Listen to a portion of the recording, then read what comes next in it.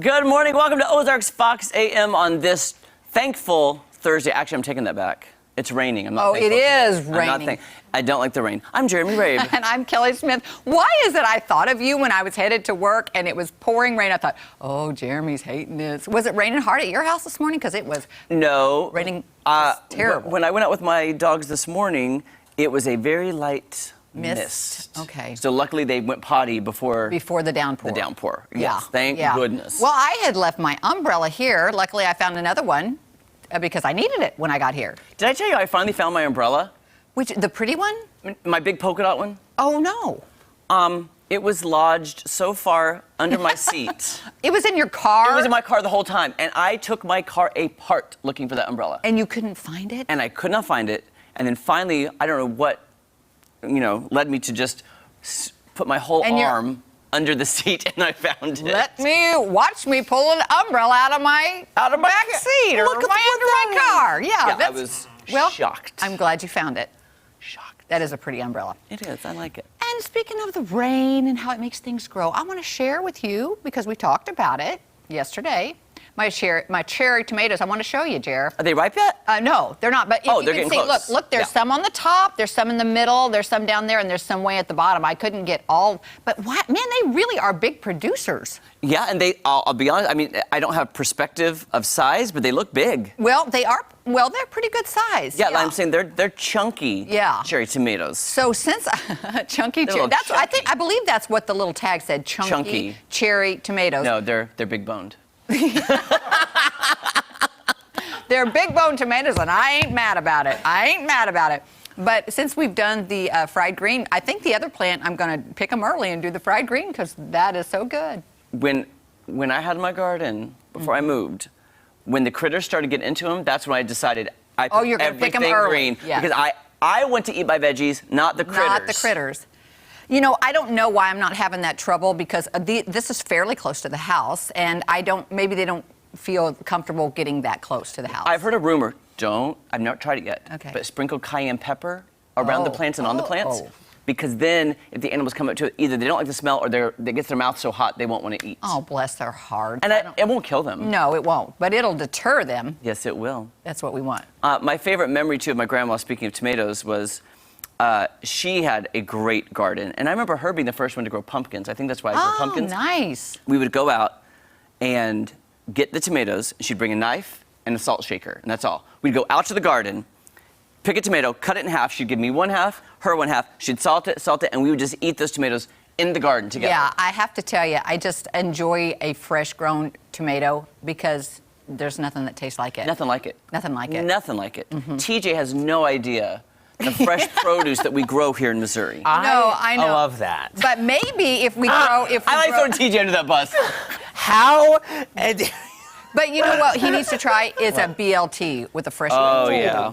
You guys know how much I really did not like tomatoes, and now I love them. He loves them. We need to get the fresh bacon from the Show Me Beef program because that's in Missouri. Yes. With the tomatoes. Fresh grown tomato. I love that. Sometimes I leave off the L. The lettuce. Yeah.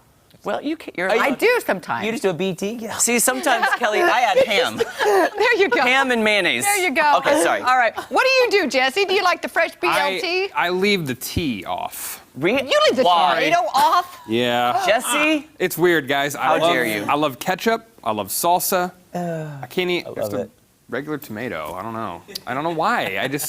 I think you didn't try our fried green. You didn't try our fried green tomatoes. I'll eat anything fried, yeah. Oh, for it sure. was. Okay, well, fry it up, we need I'll to eat bring him back and blindfold him and give him different options of tomatoes and see if he likes them. If he likes it or not. Okay, yeah. I'm down to do that, All right, Jesse. I know you're a good Blindfolded on sport. TV. It's a challenge Sure. for you. Good sport. Speaking of sport, I do have one thing I want to run by you here. Today is Bobby Bonilla Day, okay? If you're not familiar with Bobby Bonilla, let me give you a little quick lesson here. So, in 1992, this man was made the highest paid baseball player in the entire MLB by the New York Mets, okay? In 2000, Yes, we know this story, Kelly. You know this Remember? story.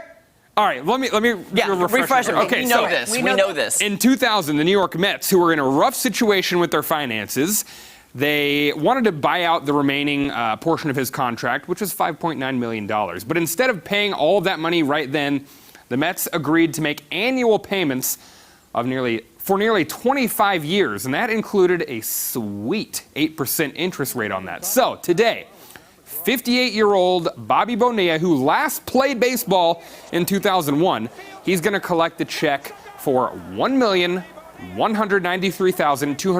$1,193,248.20 from the New York Mets, as he has every year on July 1st from 2011, and that will continue until the year 2035. You remember That is sweet. Yes, that is sweet. Yeah, our former colleague Yes. was Oh, yes. also enthralled by this. Yes. He was dumbfounded by. It's like every year, it's Groundhog Day with this. Yeah. This story is all over the place every July 1st.